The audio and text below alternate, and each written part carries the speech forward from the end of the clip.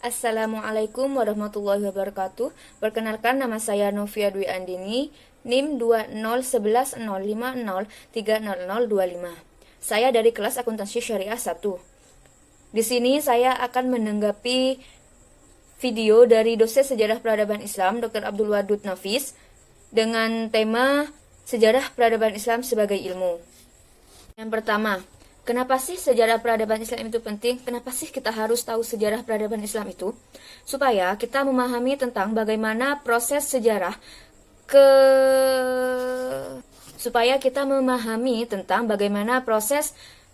kemajuan Islam dan perkembangan peradaban Islam sejak zaman Nabi sampai dengan saat ini. Karena dengan kita mempelajari dan kita memahami sejarah peradaban Islam, kita jadi tahu di mana letak kelebihan peradaban Islam dan bagaimana prosesnya peradaban Islam dari waktu ke waktu sampai mencapai puncak kesempurnaannya. Peradaban banyak orang yang masih belum mengetahui apa sih peradaban itu. Apa sih peradaban?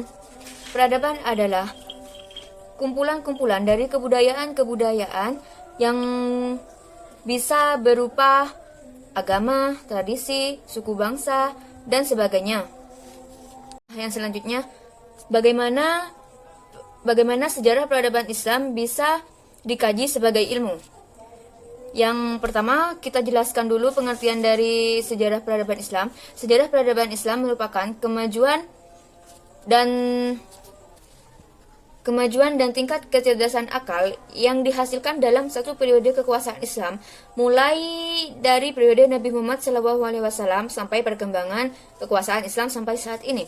Artinya, dari zaman Rasulullah, Khulafaur Rasyidin, dinasti-dinasti, dan sampai dengan keadaan saat ini. Nah, yang selanjutnya adalah pengertian ilmu pengetahuan. Apa sih ilmu pengetahuan? Ilmu pengetahuan adalah deretan konsep dan skema konseptual yang berhubungan antara satu sama lain sebagai hasil eksperimen serta observasi yang diperoleh melalui pengalaman-pengalaman. Nah, dari pengertian tersebut dijelaskan bahwa adanya deretan konsep dan skema konseptual yang berhubungan satu sama lain sebagai hasil eksperimen serta observasi yang diperoleh melalui pengalaman.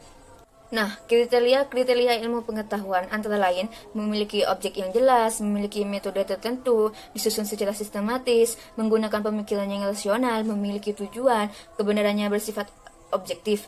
Nah, dari kriteria tersebut itu sudah memenuhi kajian untuk sejarah peradaban Islam sebagai ilmu.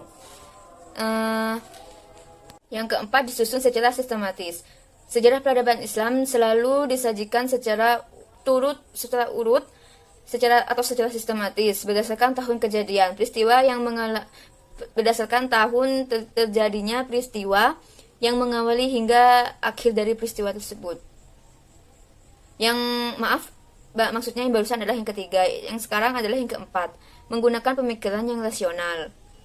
Memiliki pemikiran yang rasional itu maksudnya yang masuk akal, yang bisa diterima oleh akal. Kebenaran fakta mengenai sejarah peradaban Islam ini diperoleh dengan penelitian sumber sejarah yang dikumpulkan dengan menggunakan pemikiran rasional.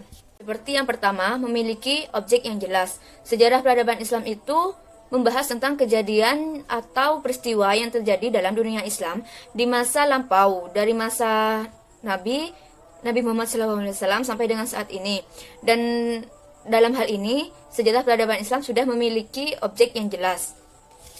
Selanjutnya, memiliki metode tertentu. Di dalam memperoleh informasi tentang sejarah peradaban Islam, dapat dilakukan dengan beberapa metode. Contohnya, observasi dan metode dokumenter. Observasi ini seperti adanya masjid, dan dokumenter seperti adanya prasasti dan lain-lainnya. Yang kelima, kebenaran bersifat objektif. Kebenaran fakta sejarah peradaban Islam adalah objektif karena dalam menyusun kisah sejarah harus berdasarkan fakta yang ada. Nah, di sejarah peradaban Islam ini sudah ada faktanya. Yang terakhir adalah memiliki tujuan. Sejarah peradaban Islam ini memiliki tujuan untuk mengenang dan mempelajari kembali lintasan sejarah Islam masa lalu serta mengambil hikmah dan pelajaran untuk kehidupan di masa kini. Mungkin cukup sekian tanggapan dari saya, kurang lebihnya mohon maaf. Wassalamualaikum warahmatullahi wabarakatuh.